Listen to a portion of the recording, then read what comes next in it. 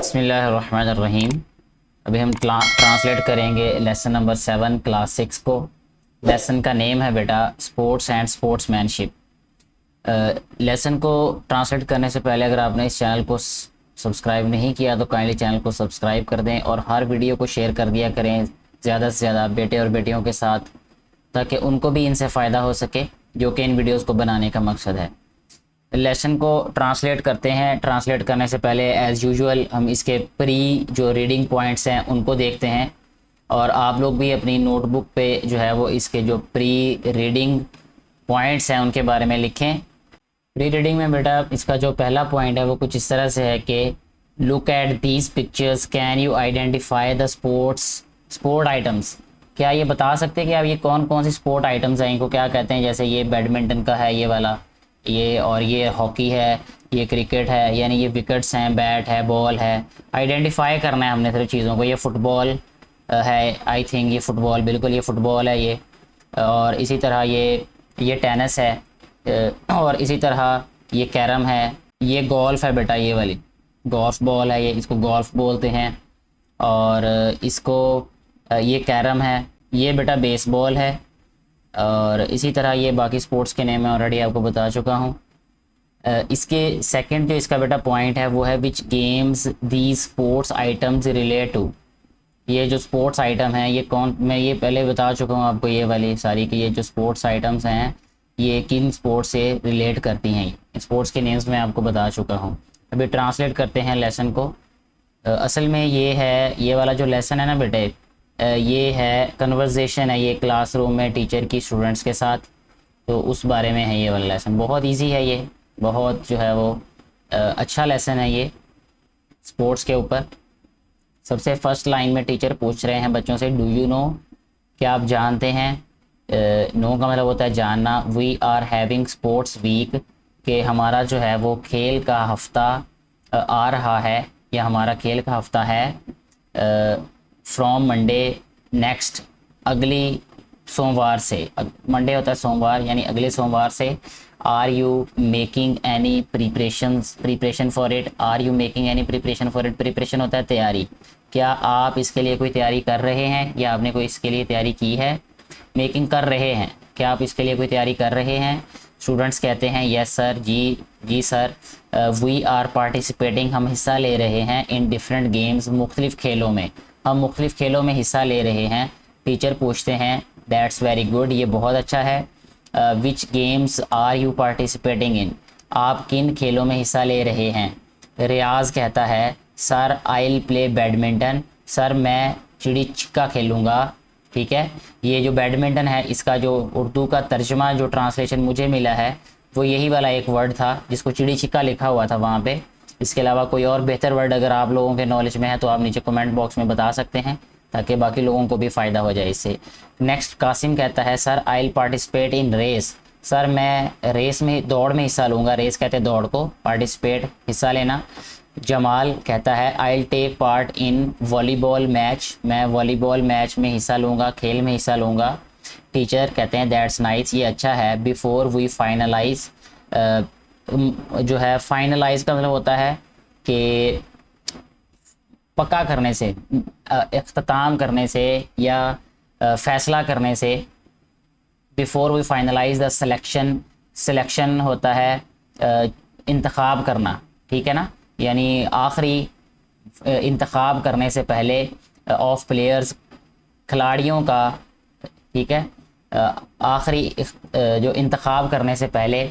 Let me ask you a very important question, मुझे एक बड़ा अहम सवाल आप लोगों से पूछना है। इम्पॉर्टेंट होता है, अहम क्वेश्चन होता है, सवाल। डू यू रिमेंबर, क्या आप लोगों को याद है।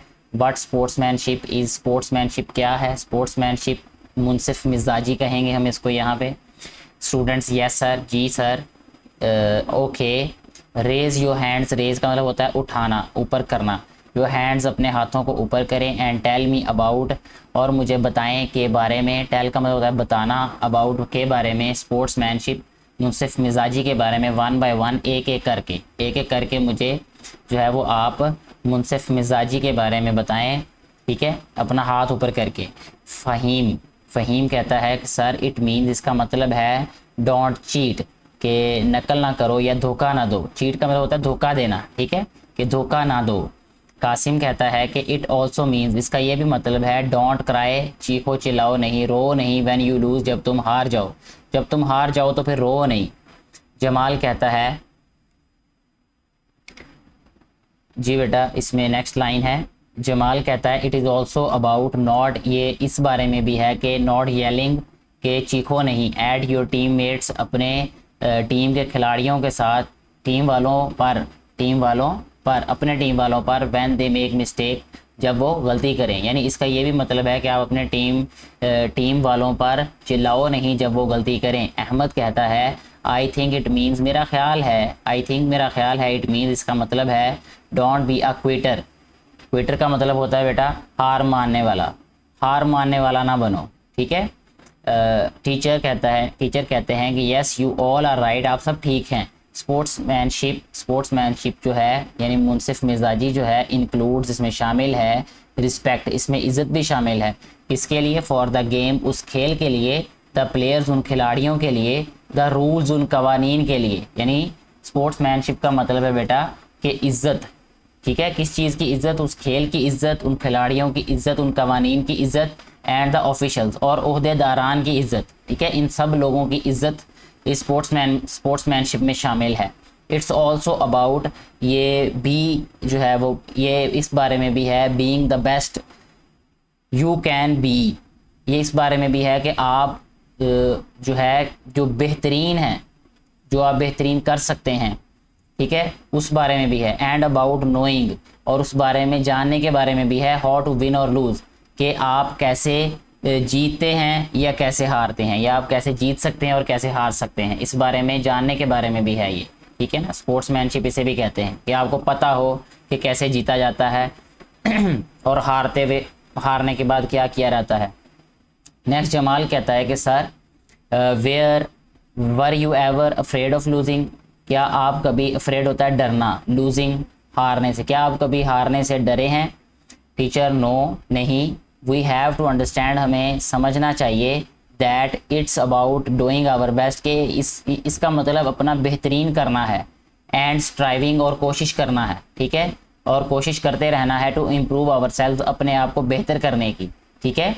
यानी इसका मतलब ये है, ये जानना ज़रूरी है। वी हैव टू अंडरस्टैंड, हमें समझना चाहिए या हमें समझना होगा कि it's about doing our best, कि ये हमारा बेहतरीन करने के बारे में है, ठीक है, और अपने आप को बेहतर करने की कोशिश के बारे में है।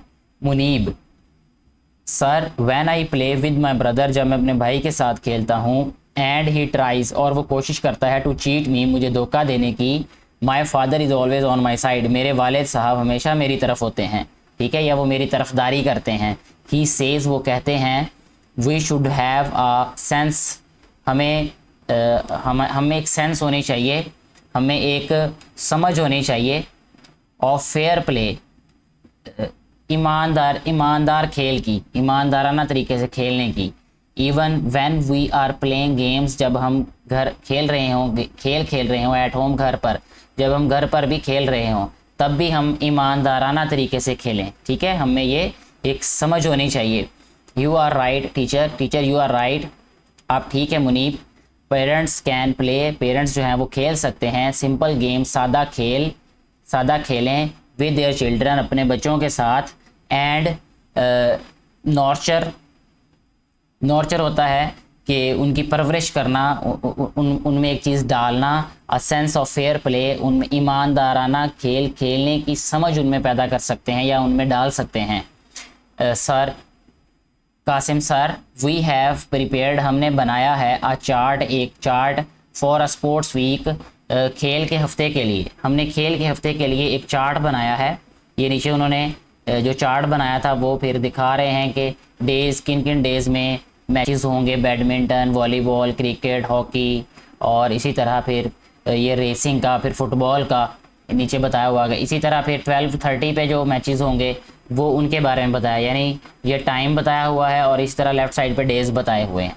फिर उनको टीचर कहते हैं लास्ट पे कि गुड, अच्छा, स्पोर्ट्स वीक मींस, खेल के हफ्ते का मतलब है टू शो स्पोर्ट्समैनशिप, कि स्पोर्ट्समैनशिप का मुजाहिरा किया जाए। यस सर, जी सर। इस तरह हमारा ये लेसन जो है ये कंप्लीट हो जाता है। मुझे उम्मीद है कि आपको ये लेसन की समझ आई होगी। जो कुछ आपने लेसन में से सीखा वो आप खुद भी राइट करें नोटबुक्स पे, कॉपीज़ पे, और उसको नीचे कमेंट बॉक्स में भी राइट करें ताकि ज़्यादा से ज़्यादा लोग एक दूसरे से सीख सकें कि इस लेसन में से क्या सीखा जा सकता था और क्या क्या चीज़ें जो हैं वो अच्छी इसमें से निकाली जा सकती थी। Thank you very much.